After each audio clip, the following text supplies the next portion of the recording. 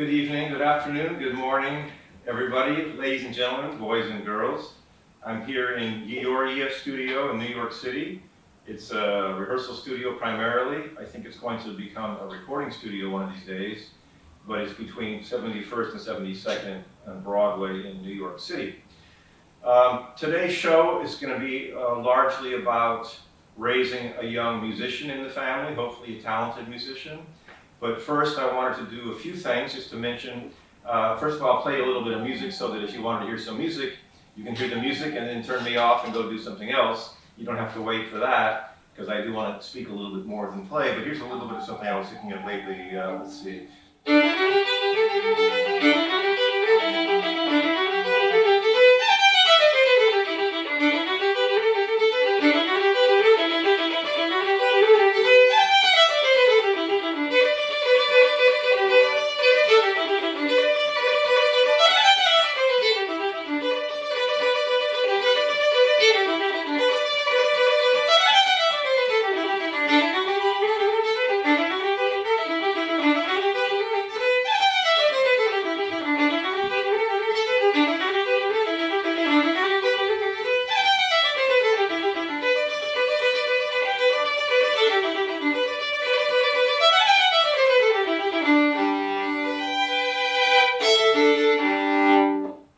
That's, I assume, Irish music. And basically, I loosen my bow maybe a little too much. If I tighten the bow, it has a little clearer sound.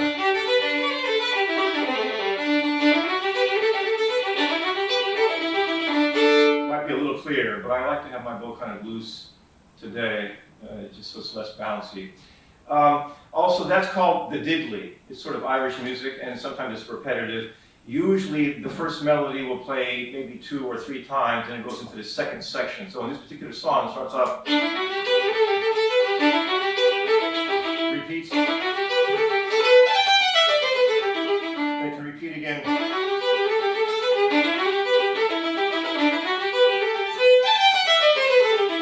In the second section,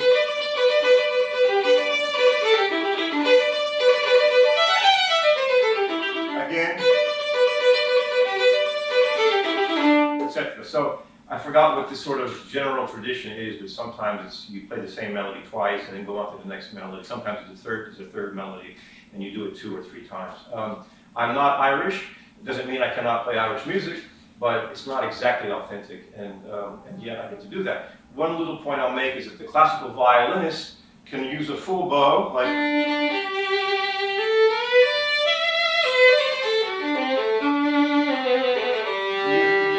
Long bows with a lot of vibrato, and that's a little bit different technique than a lot of the folk violinists might use just a little bit of bow, but we're trained to use a full bow, and then we play, you know, things like.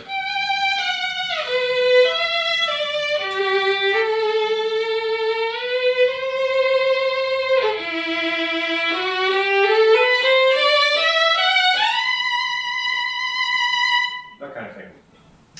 I need to get warmed up when I play. Okay, one more little notice. Central Park Waltz, published by Carl Fischer. Gregory Singer is my little string quartet for young people. It's it's called Central Park Waltz, and they have my biography and everything. It's really fancy, and they have violin parts, violas, cellos. You can order it from Carl Fischer. It's called. Let's see, this song. What is this song called? It's called. Well, anyway, it's called One for the North, One for the South, I believe. I think that's the name of it. Well, no, it's called Central Park Waltz. We did 2 publications. They did another one called One for the North, One for the South. But this one's called Central Park Waltz. Gosh, the title's right here on the cover. How could I not see that? Okay, now back to our subject today. About raising a young a student, a young, perhaps, child of yours to play a musical instrument. If you're lucky enough, your young specimen, your young child, will be interested in playing an instrument. Okay, so when I was little, I saw someone playing the violin, like my father, and I wanted to play it. I didn't realize I had to practice. Okay, so the violin was kept up in a closet, and I was so tiny, the violin was too big for me, even though it was a tiny violin. But finally, I was big enough to play the violin, and they kept it down, and I practiced on it and played. But that's the key word, practice. I didn't like to practice every day when I wanted to go outside and play. So that's important if the child is motivated and really wants to play the violin or the piano or the guitar or whatever instrument. Good luck if the child wants to play the drums. That's another subject, as you know. But it's very important that you don't destroy the child's love for music by forcing him to practice. However, that being said, if I was not forced to practice at times, I would never have practiced. Or I shouldn't say never, but I would have practiced a lot less. And practicing properly is very important. Now, I've had some very ambitious parents bring their child to me to say, please teach my little child the violin, in particular, which is my main instrument, as you can tell. And there were some misconceptions. One particular father was paying me about, let's say, $80 a lesson, which is not unusual here in New York City for a violin lesson. Some teachers charge as much as $150 a lesson, and even more. But this father was restless. The child was only about 4 or 5 years old. I began the violin when I was 4. But this father, after only a few months, was getting restless because it's $80 times 4, usually once a week is a lesson for about an hour. And in the beginning, every little kid sounds like this.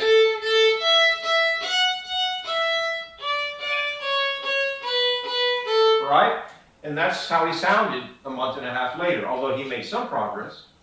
But the point is that the father was thinking somehow he was not getting his money's worth.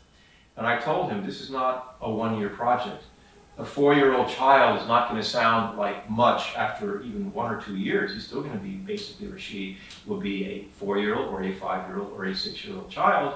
And they're not going to sound like a mature artist unless the child really is a genius, in which case you're going to have your hands full anyway, one way or the other. But if the kid is normal, or even if the kid is not normal, needs to focus, needs to concentrate, then studying a musical instrument can be a very good thing. But I would say in this case, after a while, they quit taking lessons. It might have been for financial reasons, but the father had some idea his kid was going to sound great in even 3 or 4 months, and that was not the case. So buying a violin is one subject. You can buy them fairly cheap to begin with. We're going to be discussing this subject at a later date, a later show. But remember, it's not a matter of just buying a cheap fiddle and here's a violin or a cello or viola or something, a clarinet for Christmas or for your birthday. But the parents are in a sense burdened to find a private teacher. Now, some people are studying by going online and looking for some kind of videotapes of teaching, and that can be helpful to some degree. But nothing really replaces the idea of having a private teacher that can really listen to you. Group lessons are okay, maybe in the beginning, like Suzuki in the beginning might be okay, but later you really need someone to listen to the tone production, the quality. Because when you have 5 or 6 kids in a room all sawing away, it might even sound generally pretty good.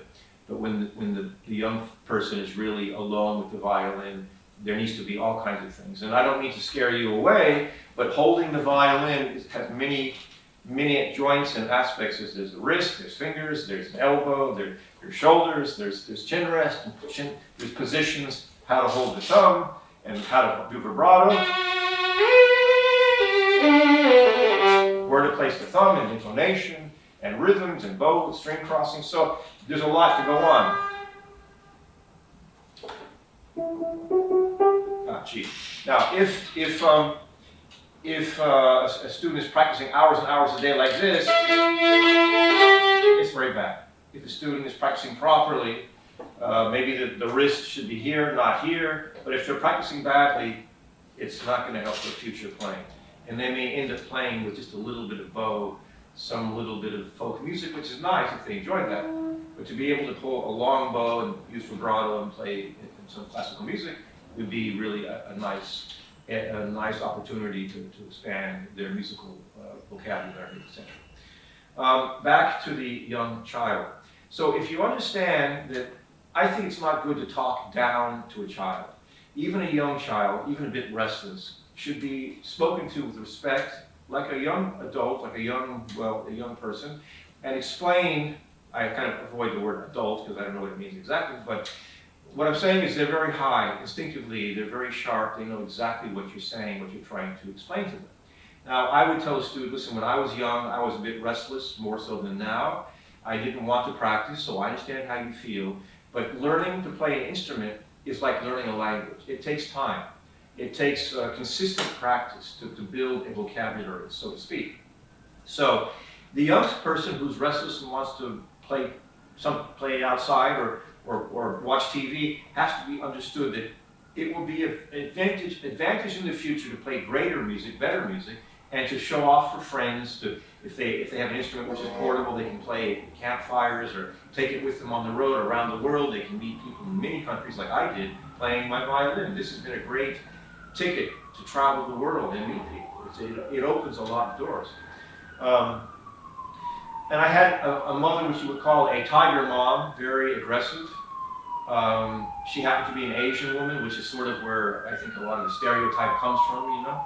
But there are many mothers that are stage mothers. We know that expression for many years.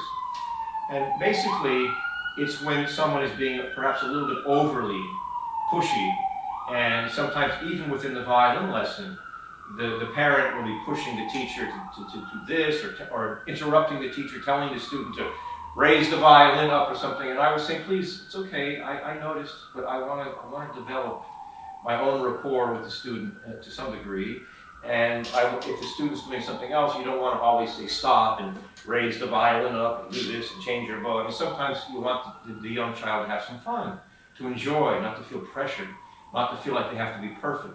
And that's one small problem with classical music, is that some teachers are very rigid about every aspect, which is important ultimately to produce the awareness of where the fingers should be on the bow. You can't just grab the bow and play like that.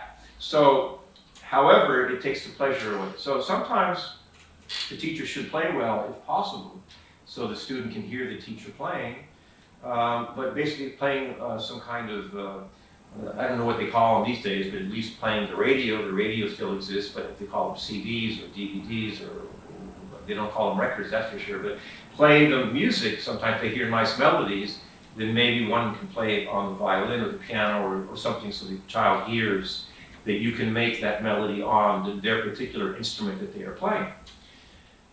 So it should be demystified, and it shouldn't be scary. It shouldn't be too intense. Now, many parents are intense about teaching their own child, and that's very difficult. Some parents are just going back to their own childhood, their own memories of how their parents treated them or how important it was to them, or maybe they quit music. So they really want their kid to play music. They've got to play music. That energy translates to the kid. It probably scares the kid a lot. So basically, I would say try to find that medium. And if there's too much intensity with one of the parents or both parents in regard to the child, then a professional teacher could be hired. Possibly a college student would be cheaper in regard to spending money for the teaching, because in the beginning, it's just very simple stuff, you know, in a way anyway, so why pay $150 for an hour lesson with a great teacher if maybe a local college student going to the local music conservatory in your town might suffice for 40 or 50 bucks an hour, and they might give you 2 lessons a week or something, sort of to be able to observe the child's practice habits. Teaching the child how to practice is very important also. I had one mother who was so intense that I used to not really look forward to the lesson. The little girl was so cute, little student, must have been 4 or 5 years old, and the mother was so tough and took so much pleasure out of the whole experience. I had to explain to the mother, this is a 20-year project. This is 20, 30 years old. When that child grows up, they have all these memories built into them, whether it's a pleasure to associate with music, or it was a drudgery or some kind of a scary test. Plus the child feels that the parents only love them if they play well, or they make great progress, or the teacher says great things about the kid. So the child is right away suddenly in this strange position where it feels like it has to play so well, otherwise the parents won't love them. So the parents must reassure the kid that they love the kid no matter how they play, but they want the best for the kid, and they want the best for the kid's future, that if they play well, it will help them for many ways and many reasons and many facets of their life. May as well play well, and if you're going to do something, do it right. So don't talk down to the kid.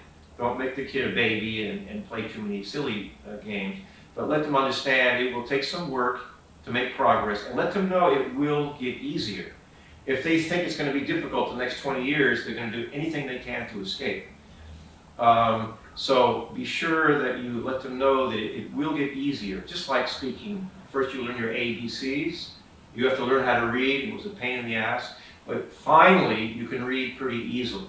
That's an example. Let them understand by giving them an analogy that they couldn't even walk at one time. Now they can hop and skip and climb and ride a bicycle. Explain to them the violin or the cello or the viola or the piano or the guitar or the clarinet, etc. it's able to make progress every year. And as they grow and get bigger, they're going to get a bigger instrument, they're going to sound better naturally. So there are ways of diffusing the tension or the bad energy. I just realized I should play Central Park Waltz, because that's what I told you that Carl Fischer has printed my Central Park Waltz. It's this grade 2, so for those people that have who are conducting a string orchestra at their college or their high school or something, might want to look this piece up. But the general melody, which I dreamed one night when I was sleeping, goes like this.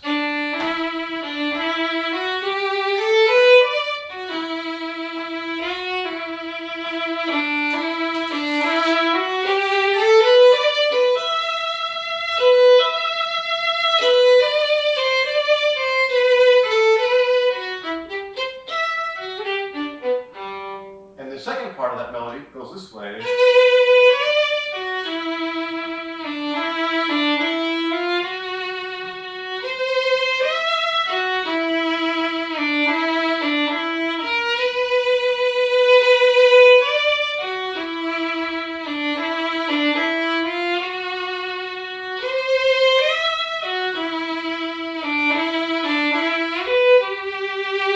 And the third section goes.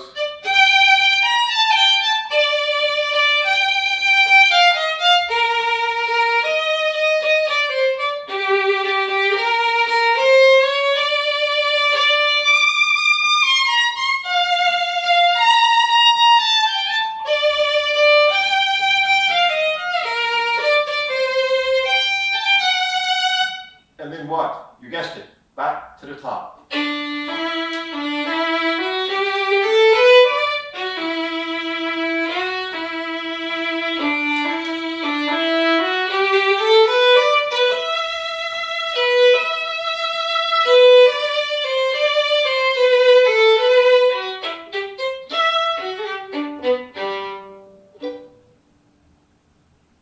And there you have it. You notice I used a full bow, and I used vibrato, and I played mostly in tune, but basically that is a composition. The first part came to me in my sleep, and I woke up one day, and one morning in a very good mood with this wonderful melody in my head. I was a little embarrassed, because it reminds me of when I used to go roller skating at a place in Portland, Oregon called Oaks Park, and they used to say, all skate, or couples, or girls or boys, and we would skate around, and this little waltz-like melody reminds me of sort of a skating rink. But a good waltz is always nice to have, nice to hear, nice to have, so I'm kind of happy. And I do write different kinds of music, so I hope you enjoy it. So goodbye, everybody. Thanks for visiting my channel or whatever it is we're doing here, and I hope you enjoy making beautiful music and making the world a happier and warmer, more beautiful place. Thank you, everybody. All the best. I wish you the very best on our show. Thanks for watching and listening.